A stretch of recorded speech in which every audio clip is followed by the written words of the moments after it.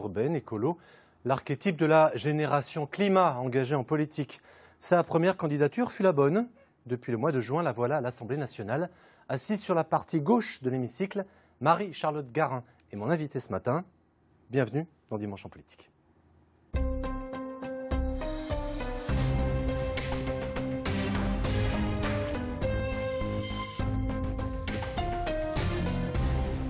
Bonjour, j'espère que vous allez bien. Merci d'être fidèle à notre rendez-vous. Marie-Charlotte Garin, bonjour à vous.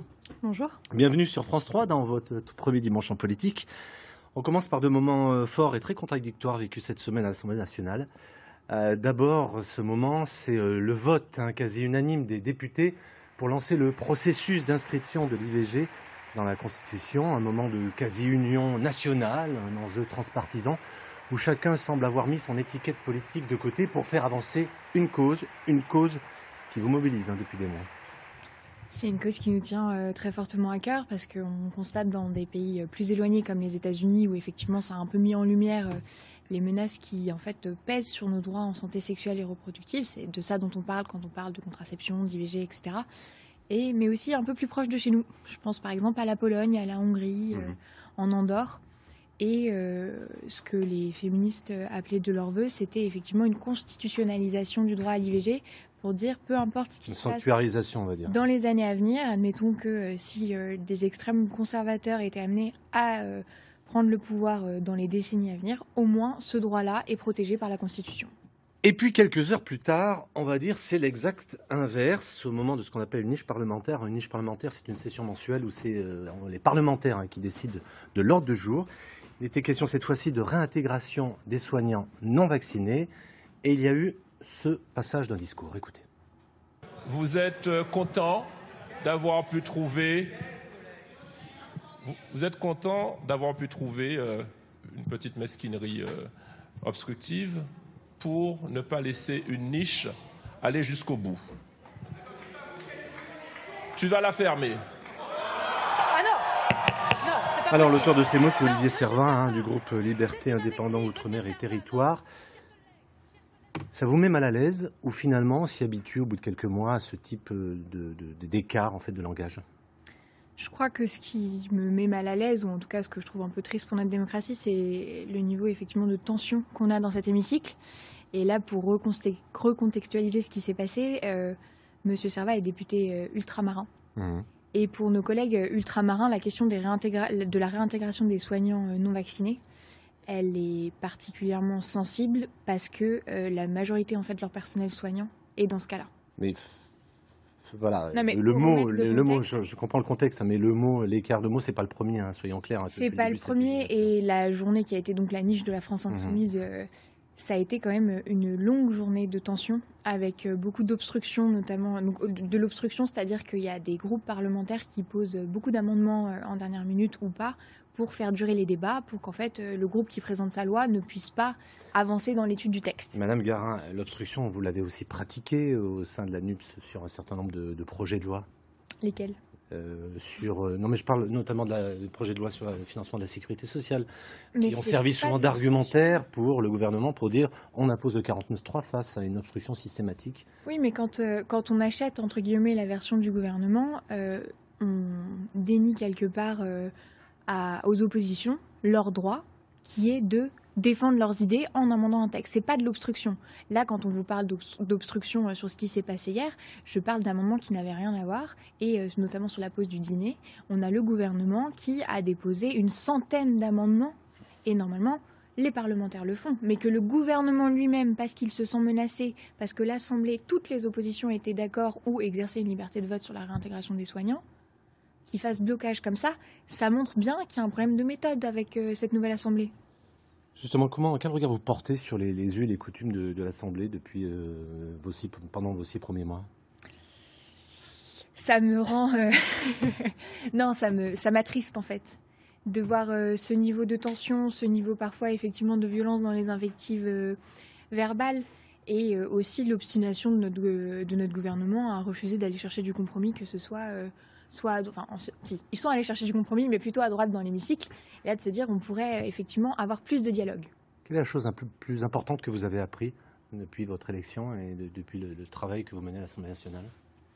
Je crois que la chose la plus importante, c'est que le travail transpartisan est essentiel et que, notamment sur les sujets d'égalité femmes-hommes, parce que moi ça fait partie de ceux sur lesquels je travaille le plus, nous avons des alliés dans tous les groupes politiques. Pourtant, vous avez très vite appris les codes médiatiques. Hein, on ne vous connaissait pas du tout avant l'élection, avant la campagne. Je me rappelle effectivement votre arrivée pour la session inaugurale. Hein, vous aviez marqué les esprits. Voilà, on vous voit là, avec la robe que portait donc Cécile Duflot. C'était en 2012. C'est une robe qui lui est valu d'être conspuée par une partie de l'Assemblée nationale. Et quand je regarde vos premiers mois, j'ai l'impression que vous êtes très vite coulé dans les pratiques d'un député de l'Assemblée nationale.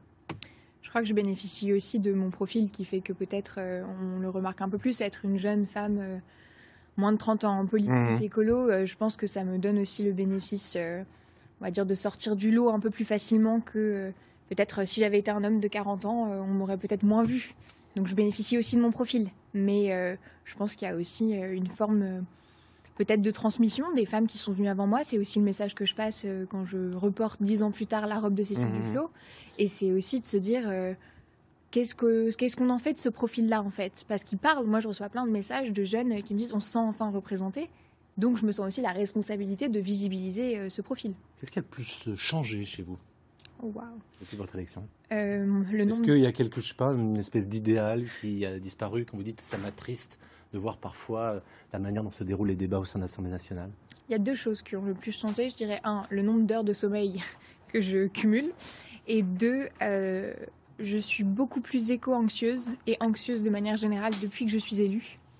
Parce que je constate quelque part le mur du gouvernement sur certains sujets ou par rigueur budgétaire ou par conviction, par volonté politique, je les trouve pas à la hauteur et qui vraiment ils prennent pas la mesure de l'urgence. Et ça, c'est quelque chose qui est plus marqué là où avant, comme j'étais à Lyon, où j'étais plutôt dans un exécutif en travaillant avec les élus locaux, je me sentais plus en action, alors que là, je me heurte plus au mur de l'inaction. Mais quand vous dites le mur du gouvernement, c'est aussi le mur d'une majorité, en tout cas de gens qui ont choisi Emmanuel Macron. C'est aussi le mur qu'on a pu sentir lors de la COP27, finalement, où quand il est question de mode de vie, les choses n'avancent pas. C'est ce mur-là aussi dont vous parlez? Oui, c'est, je crois, un mur où c'est vraiment là, à nouveau, je reviens à cette notion de volonté politique. Parce que ce qui est d'autant plus dur, je crois, avec la majorité et le gouvernement, c'est qu'il y a un décalage entre les discours et les actes. Et ça, c'est compliqué, en fait, de voir cette espèce de presque d'hypocrisie. Le mot est fort, mais c'est un petit peu le ressenti où on a un gouvernement, un président qui se filme et qui lui dit posez-moi toutes vos questions sur l'écologie, je vais y répondre pendant la COP. Mec planète Greta Thunberg, ouais. Voilà, et qui derrière, en fait, si les associations se mobilisent encore, si nous, on est encore en train de s'inscrire en faux, c'est qu'on n'est pas à la hauteur. Moi, le jour où le gouvernement prend ses responsabilités et vraiment met les moyens sur la table, sur la rénovation thermique par exemple, accepte un amendement à 7 milliards, mais je signe dès demain. Je ne suis pas là pour faire de l'opposition de principe. La semaine dernière, on s'est intéressé à la campagne pour l'élection du prochain président des LR. Ce matin, donc, place à Europe Écologie Les Verts. 11 000 adhérents vont désigner le successeur de Julien Bayou, secrétaire national des Verts. Ce sera aux alentours, ce sera le 10 décembre, on connaîtra. Pour l'instant, elles sont 6 à se présenter et à présenter chacune une motion. Vous allez voir leur visage. Marie-Charlotte Garin, dans cette galerie de visages derrière moi, qui soutenez-vous? Je n'ai signé aucune motion parce que j'estime qu'il va falloir, une fois le congrès passé, des personnes qui seront là pour aider tout le monde à retravailler ensemble avec peut-être des périodes de tension pré-congrès qui je trouve que l'exercice du congrès il est très artificiel en un sens puisqu'on exacerbe nos différences au sein d'une même famille politique. Oui, mais c'est la démocratie à l'intérieur des mouvements politiques. Oui, absolument. Mais en ça, moi, c'est un exercice dans lequel je me reconnais peu, ce truc de se dire on n'est pas d'accord sur ça, alors qu'en fait, on n'est pas d'accord sur 5% du total. Et alors, vous pouvez nous dire pour qui vous allez voter? Je ne sais pas pour qui je vais voter. D'accord, pas encore. Pas encore. J'ai l'impression que vous avez une position assez critique par rapport à Europe Écologie Les Verts. Réaliste, je crois. Mais je crois que c'est ce qui nous appartient à tous et toutes. On est de manière générale chez les écologistes assez lucides sur nos forces et nos manquements. Par exemple, on dit qu'on débat beaucoup trop, mais c'est aussi notre force d'être un mouvement où la démocratie est particulièrement présente. Mais on a aussi conscience qu'on doit gagner en efficacité. J'allais dire, vous n'avez pas l'impression parfois que votre parti est devenu une coquille vide?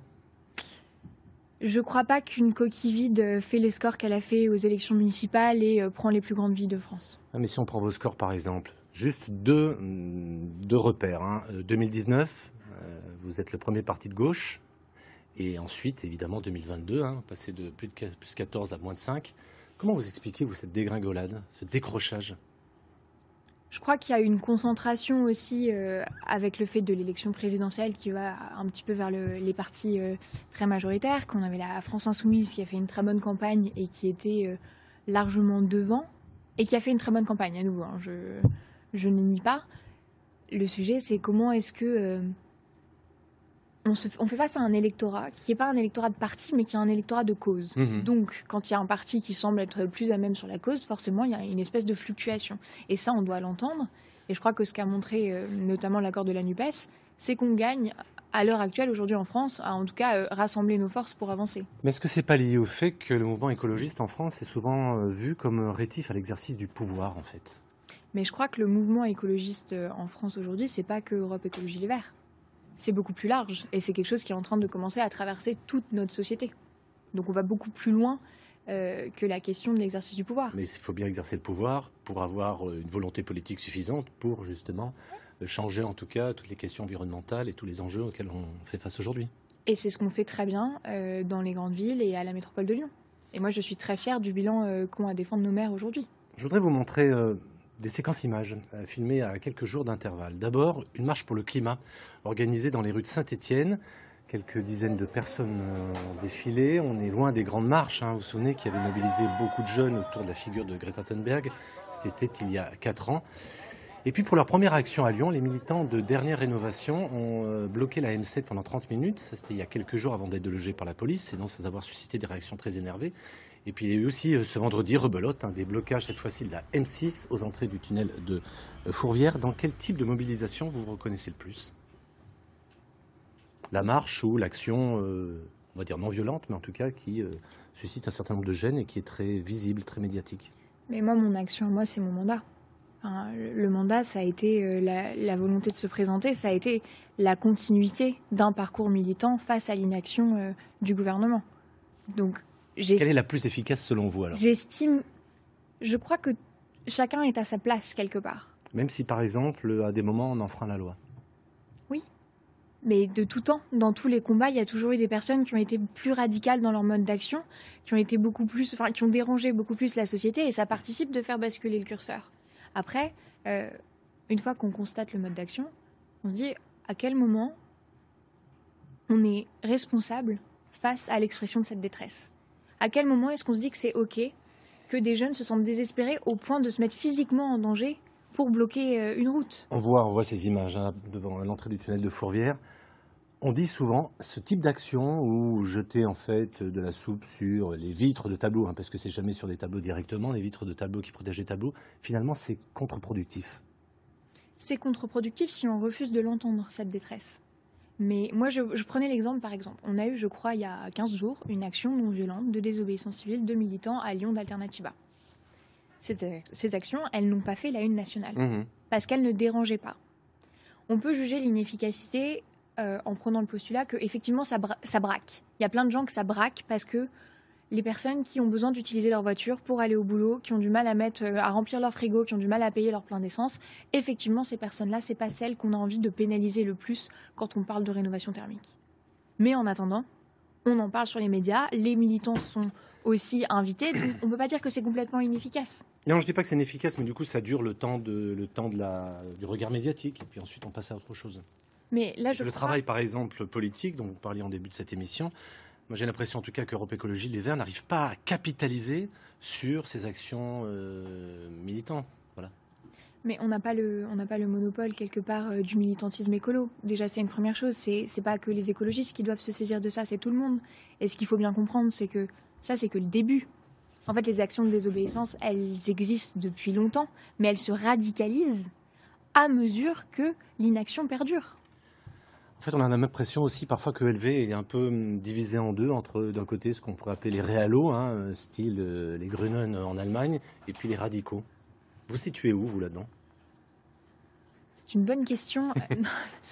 Moi, j'essaye de ne pas avoir de chapelle quelque part et d'écurie. Et moi, je suis le fruit aussi de mon expérience qui a été celle du collectif lyonnais avec cette volonté de faire de la politique différemment. Donc un héritage de parti qui est peut-être moins fort que pour des personnes qui font ça depuis 15 ans. Je pense que j'ai une volonté d'incarner, en tout cas de porter une radicalité de fond. Mais je crois que l'expérience d'avoir une majorité écologiste à la métropole et la ville de Lyon me rend aussi responsable de qu'est-ce que c'est que la réalité d'exercer le pouvoir. Je voudrais vous faire réagir à une déclaration de David Béliard, donc adjoint Europe Écologie Les Verts de la ville de Paris. C'était dans le Figaro vendredi. Les cantines bio, les pistes cyclables, la gestion des déchets, toutes ces mesures techniques et techno, aussi importantes soient-elles, c'est bien, mais ça ne suffit pas. Je rejoins le postulat de David Béliard. Ça, c'est quelque part... En gros, ce qui manque derrière, ce qui sous-entend, il manque un projet politique global. J'allais dire, ces mesures-là, elles participent d'un projet et de mesures de cadre de vie, presque. Mais après, effectivement, la question, c'est quel projet de société on propose aux gens. Et quand on parle de faire le lien entre justice sociale et justice climatique... Et la question se pose à Lyon, par exemple, avec la ZFE. Hein, c'est Mais souvent l'argument des groupes d'opposition qu'ils opposent à Bruno Bernard sur ce projet. Oui, et là où Et on a l'impression que vous êtes moins audible sur ces questions-là. Moi, je ne crois pas qu'on soit moins audible, parce que quand à l'Assemblée, on défend la question de l'assurance chômage et on interroge vraiment quelle est la place du travail dans notre société, c'est bien un projet de société qu'on porte. Quand on dit qu'il faut remettre le travail à sa juste place et pas qu'il prenne toute la place, parce que de toute façon, c'est en décalage avec une nouvelle génération qui arrive et qui aspire à autre chose que de faire le même métier pendant 40 ans, je crois qu'on est là-dessus.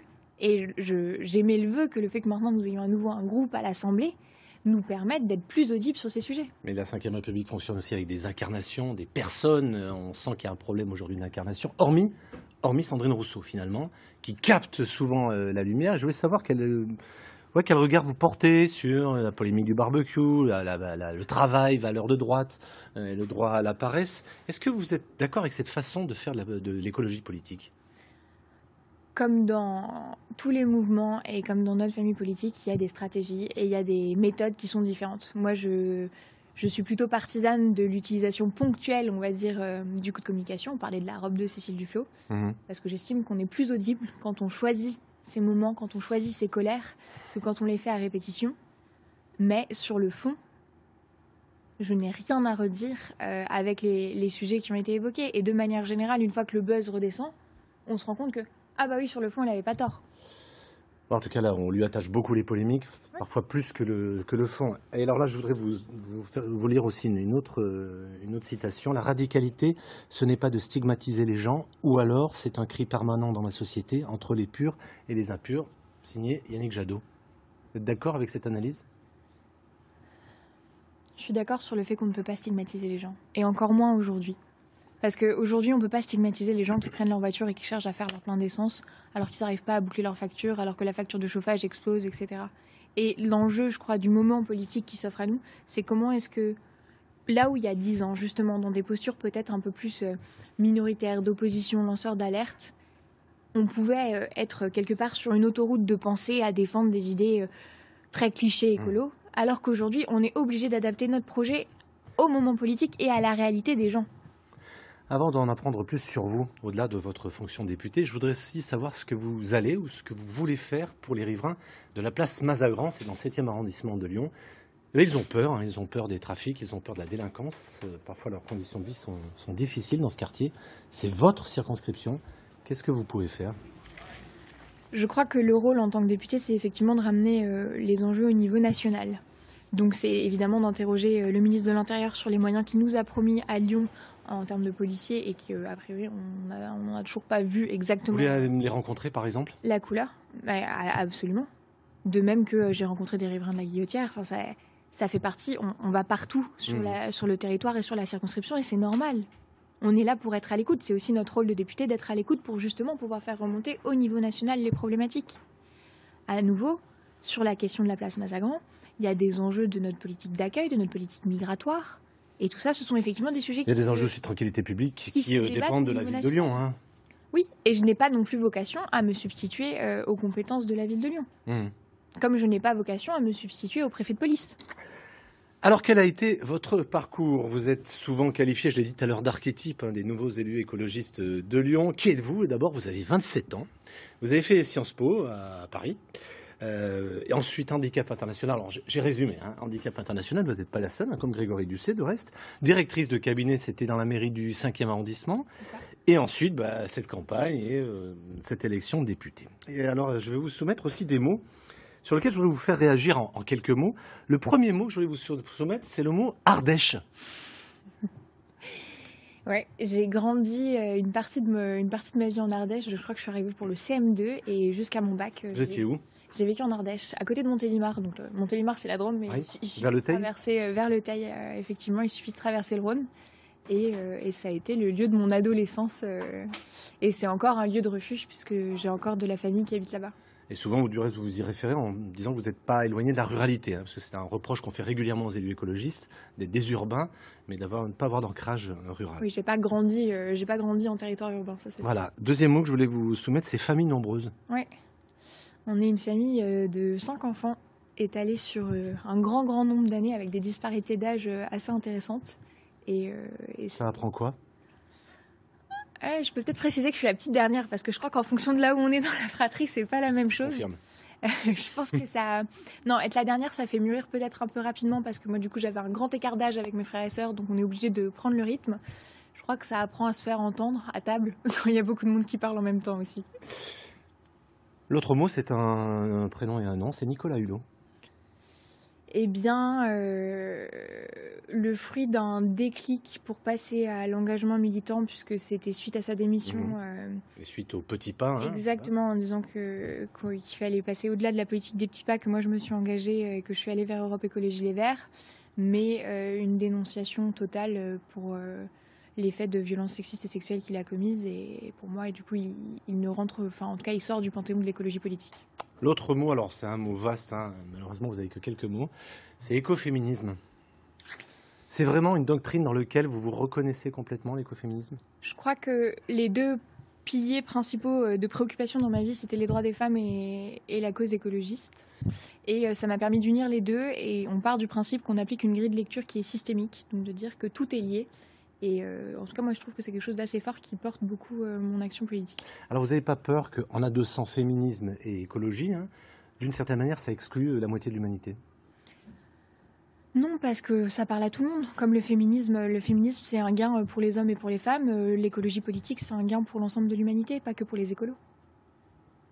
Et puis, on dirait que ça a aussi de l'importance cette semaine, hein, particulièrement, puisque...